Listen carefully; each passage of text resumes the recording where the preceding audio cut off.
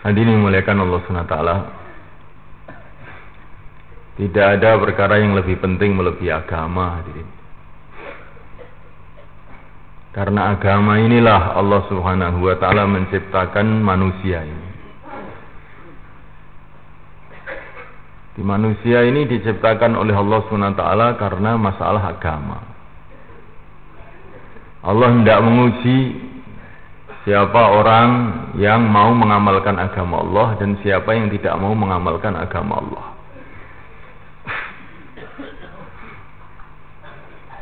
Allah Subhanahu wa ta'ala menciptakan makhluk yang khusus untuk taat. Itu namanya malaikat. Malaikat ini makhluk khusus untuk taat, tidak bisa buat maksiat. Kemudian Allah juga menciptakan makhluk yang khusus untuk maksiat, yaitu iblis dan anak susunya. Dan Allah SWT menciptakan makhluk yang bisa maksiat, bisa taat, namanya manusia. Untuk apa diciptakan manusia ini? Karena Allah Subhanahu wa ta'ala, kata para ulama, hendak mengambil kekasih dari makhluk-makhluknya, yaitu makhluk yang ibadah kepada Allah, taat kepada Allah dengan susah payah. Kalau para malaikat ini sholat jutaan tahun, miliar tahun, mereka tidak punya susah payah, mereka tidak punya capek, mereka tidak punya sakit, mereka tidak punya keperluan-keperluan hidup. Tidak perlu makan, tidak perlu minum, tidak perlu rumah, tidak perlu kawin. Sehingga malaikat itu hidupnya bebas masalah. Allah Subhanahu wa ta'ala menciptakan manusia yang penuh dengan masalah. Untuk apa? Karena Allah ingin mengambil kekasih dari manusia, yaitu orang yang taat kepada Allah, mengamalkan agama Allah dengan penuh tantangan dan rintangan. Mulai karena Allah Ta'ala manusia sholat 5 menit, ini mujahadah. Dia harus susah payah, kedinginan, wudu. Dia harus meninggalkan macam-macam keperluannya. Maka ini lebih bernilai daripada sholatnya malaikat yang beribu-ribu tahun. Karena tidak ada susah payahnya sama sekali. Maka Maulana Yusuf rahimahullah beliau mengatakan, yang dicintai oleh Allah dari diri manusia ini adalah susah payahnya di dalam agama, susah payahnya di dalam amal, bukan amalnya itu sendiri. Kalau amalnya itu sendiri, para malaikat sudah jauh lebih baik. Tapi yang dicintai dari manusia ini susah payahnya. Nah, mulai kan Allah Subhanahu wa ta'ala. Maka kalau kita ini amal susah payah, jangan mengeluh, memang itulah yang dikehendaki.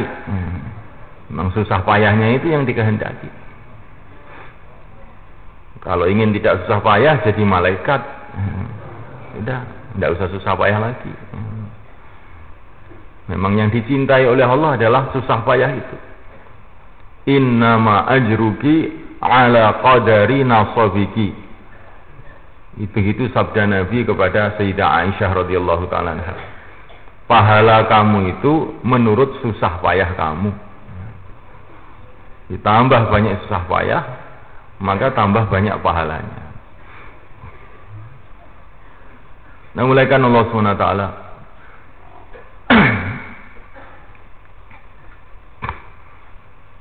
Maka kita ini jangan salah paham, jangan kalah dengan tukang becak kita ini, mulaikan. Tukang becak itu kalau ada penumpang rasanya lebih ringan daripada tidak ada penumpang. Kalau tidak ada penumpang malah berat menarik becak itu. Tapi kalau ada penumpang malah ringan. Karena mereka paham, tambah berat itu yang menumpang, maka tambah banyak itu dia upahnya. Hadirin dimuliakan Allah Subhanahu wa taala. Allah Subhanahu wa taala menciptakan manusia untuk masalah agama. Begitu juga jin diciptakan oleh Allah Subhanahu wa taala karena masalah ini pula. Allah Subhanahu wa taala menciptakan dunia ini juga karena masalah agama. Dunia ini bumi, langit, matahari, bulan, daratan, lautan, binatang-binatang, semua ini diciptakan oleh Allah karena masalah agama, yaitu untuk menguji manusia apakah dalam dunia ini dia mengamalkan agama Allah atau tidak. Allah SWT menciptakan perkara-perkara, binatang banyak diciptakan oleh Allah, tapi sebagian ada yang dihalalkan oleh Allah, ada sebagian yang diharamkan oleh Allah. Kenapa itu kok diharamkan kalau memang tidak kok? Kalau memang diharamkan, kenapa dibuat? Ada orang bilang begitu. Karena Allah ingin menguji kepada manusia. Kalau makan itu dipikir dulu, ini halal apa haram. Nah, mulaikan Allah Subhanahu wa taala. Allah Subhanahu wa taala berkuasa menciptakan seluruh manusia ini kaya semua. Seperti orang di surga. Allah berkuasa. Karena yang membuat surga dan membuat dunia juga sama. Tapi memang Allah sudah berkehendak demikian, menciptakan sebagian manusia kaya, sebagian manusia miskin. Yabsutur rizqa liman yasha'u wa yaqdir. Karena apa semulakan Allah hendak menguji apakah orang-orang kaya itu mau bersyukur kepada Allah dan menggunakan kekayaannya sesuai dengan agama Allah atau tidak. Apakah orang miskin itu mau bersabar dan mengamalkan agama Allah waktu kemiskinannya atau tidak. Allah berkuasa menjadikan seluruh manusia ini sehat semua, nggak ada yang sakit. Allah kuasa. Tapi memang begitu Allah berkehendak untuk menguji manusia. Bagaimana ketika sakit sikapnya? Apa tetap taat kepada Allah, mengamalkan agama Allah atau tidak? Apakah yang sehat ini mau membantu yang sakit atau tidak? Begitu juga semulaikan otak yang sakit diuji oleh Allah. Apakah dia sabar dalam waktu sakitnya dan tetap taat kepada Allah dalam waktu sakitnya? Nah, mulaikan Allah SWT. Sebagian manusia dijadikan raja-raja, sebagian manusia dijadikan rakyat. Kalau di surga raja semua. Wa idza ra'aita thamma ra'aita na'iman wa mulkan kabira.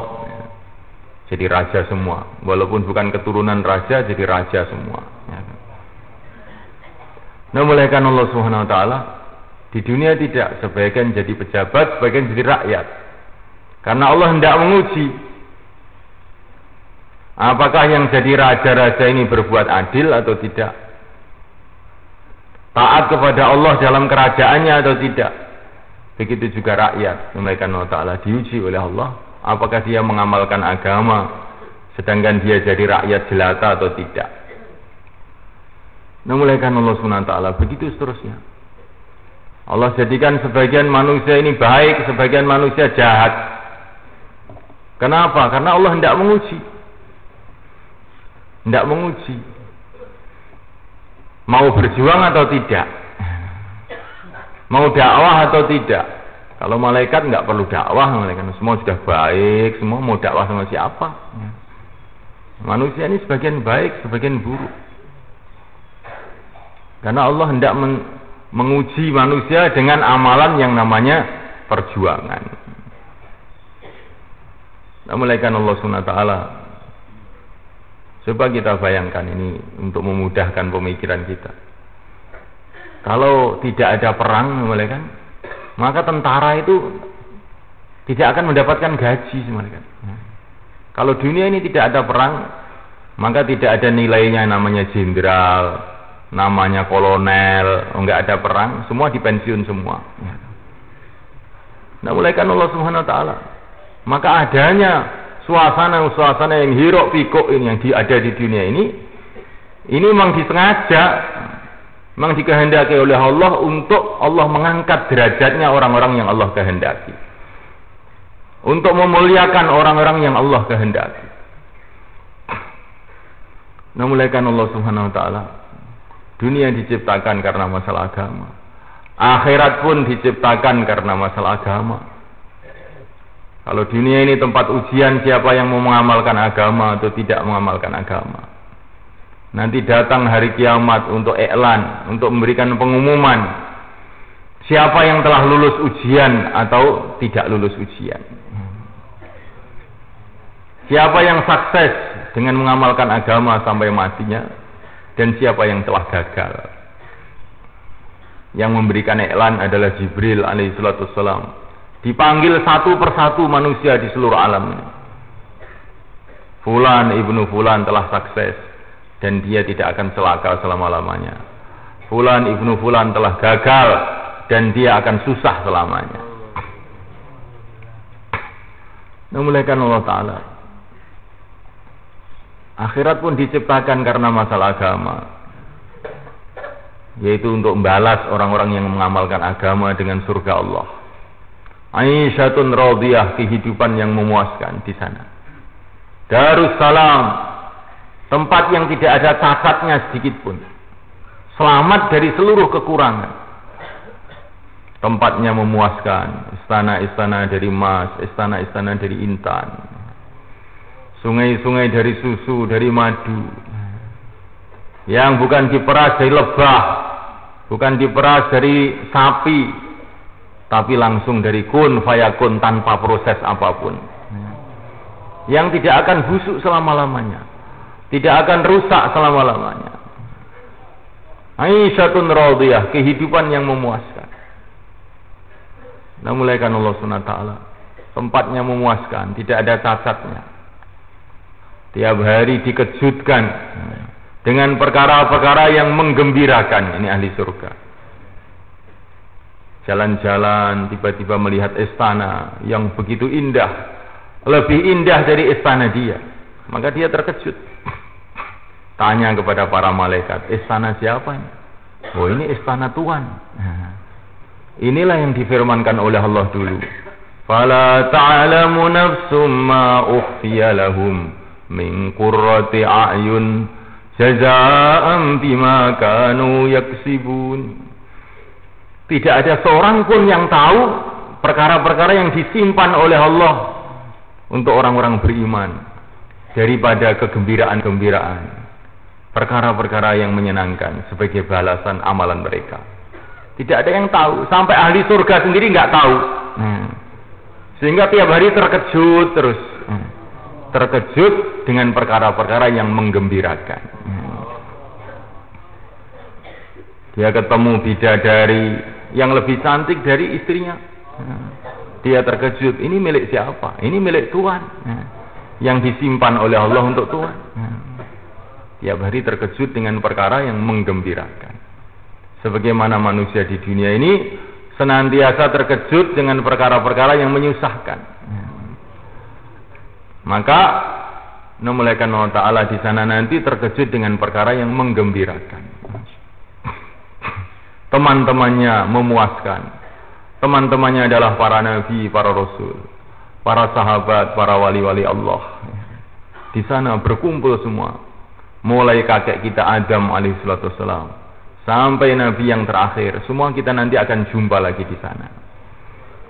Yang sekarang kita baca cerita mengenai Nabi Nuh alaihissalatu wassalam, Nabi Ibrahim alaihissalatu wassalam, sebentar lagi kita akan ketemu langsung. Yang sekarang kita membaca cerita mengenai kehidupan baginda Muhammad SAW, kehidupan para sahabat, sebentar lagi kita akan ketemu langsung. Ketemu langsung. Nah, mulaikan Allah Subhanahu wa Ta'ala, alangkah indahnya kehidupan itu. Kehidupan yang betul-betul luar biasa. Saling mencintai satu sama lain, tidak ada iri satu sama lain, tidak ada benci membenci satu sama lain. Wa naza'na ma fi sudurihim min ghillin ikhwana ala sururim mutaqabilin. Allah hilangkan di dalam surga itu rasa-rasa benci kepada orang itu dihilangkan semua, sehingga seneng aja melihat orang itu. Kalau di dunia ini ya memang begini ini, ya. Kadang-kadang melihat orang aja sudah sumpah, ya. Apalagi melihat orang ngantuk begitu itu, Masya Allah, sumpah. Nah, di surga tidak ada orang ngantuk, ya. Karena ngantuk ini temannya mati, kata para ulama. Maka di surga tidak ada mati, di surga juga tidak ada ngantuk, di surga tidak ada tidur. Karena orang tidur dengan kecapean. Nah, di surga tidak ada orang capek, seger semua. Semoga kita cepat di surga, sehingga tidak melihat orang ngantuk lagi di sana. Masya Allah. Kalau yang ngantuk sih enak, yang melihat ya nggak enak mulai kan. Masya Allah. Hati ini muliakan Allah Subhanahu Wa Taala. Kehidupan yang memuaskan. Tambah hari tambah nikmat, tambah hari tambah nikmat, tambah hari tambah nikmat. Walaidaina mazid, tambah hari tambah nikmat, tambah hari tambah nikmat. Tambah hari tambah indah, tambah hari tambah indah. Maka di sana ada hari namanya Yaumul Mazid. Hari di mana ditambahi nikmat-nikmat. Seluruh ahli surga akan berkumpul di satu pasar, ya, di surga Allah Subhanahu Wa Taala. Begitu dalam hadis riwayat Tirmidzi. Maka di sana segala macam yang tidak pernah mereka lihat dipamerkan di pasar itu. Tinggal ngambil saja, tidak usah bayar. Karena sudah bayar di dunia. Sudah dibayar di dunia. Seperti orang haji, sudah bayar di Indonesia. Maka naik pesawat terbang, mau bayar nggak boleh. Nggak usah bayar. Karena bayarnya sudah di Magetan. Naik pesawat tidak usah bayar. Tinggal makan saja, mau bayar nggak boleh. Sudah, Bapak sudah bayar, sekarang nggak perlu bayar lagi, tinggal makan saja. Sampai di Jeddah sudah dijemput pakai bis, pakai AC. Baru masuk nasi kotak datang. Mau bayar, nggak usah bayar, nggak usah bayar. Sampai di Mekah pakai hotel, pakai AC, nggak usah bayar. Bayarnya di Indonesia dulu. Tapi kalau di Indonesia tidak bayar, kok naik pesawat mulai kan? Nanti sampai di Jeddah dijemput polisi yang jemput, yang jemput polisi. Masukkan penjara, dijebuki. Nah, mulai kan Allah Subhanahu Wa Taala. Ini gambaran di akhirat begitu semua kan. Di pasar pada hari Jumat, Yaumul Mazid, tinggal ngambil saja. Tinggal ngambil saja. Malah dikatakan di situ oleh Nabi alaihissalam, di situ ada satu tempat isinya gambar-gambar. Gambar orang yang cantik-cantik, gambar orang yang ganteng-ganteng. Orang melihat saja, kalau tertarik dengan gambar itu, maka dia dalam hati, saya ingin wajah saya seperti itu. Maka langsung berubah wajahnya jadi seperti itu. Berubah. Baru ingin berubah, langsung berubah. Semuanya memuaskan. Nah, mulaikan Allah Ta'ala, apa yang mereka mau Allah turuti. Walakum fiha ma tashtahi anfusukum. Apa yang mereka mau Allah turuti. Apa yang mereka minta Allah tunaikan. sebagai balasan mereka di dunia dulu juga begitu sikapnya kepada Allah SWT. Apa yang dimaui oleh Allah mereka turuti, apa yang disukai oleh Allah mereka kerjakan menurut kemampuan mereka yang sangat-sangat terbatas. Maka dibalas oleh Allah, dulu kamu di dunia apa kesenangan saya kamu turuti, sekarang kamu di surga apa kesenangan kamu ganti saya turuti. Kamu menuruti kesenangan saya menurut kemampuan kamu yang terbatas, saya akan menuruti kemauan kamu, kesenangan kamu dengan kodrat saya yang tidak terbatas. Kayak apa jadinya semula kan? Makanya apa yang disukai oleh Allah itu sudah pokoknya kita kerja, apapun bentuknya, walaupun kelihatannya menyusahkan, kelihatannya menyulitkan, pokoknya ini disukai oleh Allah, kita kerjakan. Kenapa begitu? Biar nanti apa yang kita suka dituruti oleh Allah semua. Ma jazaa'ul ihsan ilal ihsan, karena amalan itu pahalanya, balasannya menurut amalan itu sendiri. Kalau apa saja kita turuti, kesenangan-kesenangan Allah kita turuti, maka kesenangan kita dituruti oleh Allah.